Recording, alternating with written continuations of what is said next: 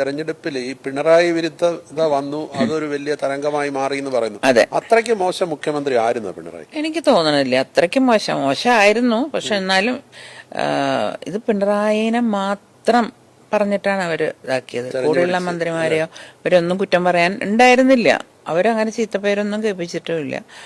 ഇദ്ദേഹത്തിനെ അങ്ങോട്ട് ഇതാക്കി ആൾക്കാരുടെ ഇടയില്. വല്ല നമ്മൾ പറയില്ലേ കുട്ടികളെ പേടിപ്പിക്കുന്നത്, പ്രേതം വരണോ യക്ഷി വരണോ പറഞ്ഞതേ പിണറായി വരണോ എന്നുള്ള രീതിയിൽ പേടിപ്പിച്ചു ആൾക്കാരെ. അതിനൊരു സോഷ്യൽ മീഡിയ ക്യാമ്പയിൻ അതും മാത്രമേ ഉള്ളൂ. അല്ലാണ്ട് സാധാരണ വികസന പ്രവർത്തനങ്ങളൊക്കെ അവർ നടത്തിയില്ലേ? അത്യാവശ്യമൊക്കെ ഉണ്ട്. പക്ഷെ കുറച്ച് അത് ഈ സോഷ്യൽ മീഡിയയുടെ ഗുണം അവരത്ര അറിഞ്ഞില്ല. അവര് നമ്മള് ചെയ്യുന്നുണ്ടല്ലോ, കുഴപ്പമുണ്ടാവില്ല എന്നുള്ള ആറ്റിറ്റ്യൂഡിൽ നിന്നു. പിന്നെ ഈ പറഞ്ഞ മാതിരി ഇപ്പോഴത്തെ ചെറുപ്പക്കാരുടെ മാതിരി അല്ലല്ലോ. പിണറായി വിജയൻ, കെ കരുണാകരനൊക്കെ പറയുന്നവരൊരു ജനങ്ങളിലേക്ക് ഇറങ്ങിച്ചേരുന്ന ആൾക്കാരാണ്. ഈ സോഷ്യൽ മീഡിയ കൊണ്ട് ഇത്രയും ആപത്തുണ്ടാവും എന്നുള്ളത് മനസ്സിലാക്കിയിട്ടില്ല ആള്.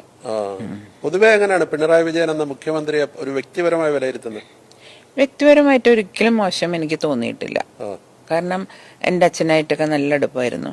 പക്ഷെ ഈ പറഞ്ഞ മാതിരി ഞാൻ എന്നൊരു ഭാവമല്ലേ അതുണ്ടായിരുന്നു അദ്ദേഹത്തിന്. എന്ത് ചെയ്താലും ഞാൻ എന്നല്ല. അപ്പൊ കൂടെയുള്ളവർക്ക് അത് പിടിക്കില്ല.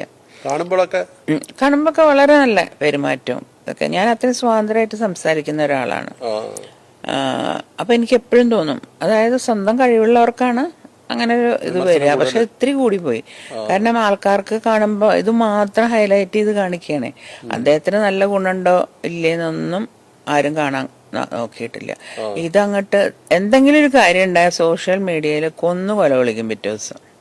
കൊറേ കേൾക്കുമ്പോ നമ്മള് പറയില്ലേ 10 പ്രാവശ്യം നുണ പറഞ്ഞാൽ അത് സത്യമെന്ന്.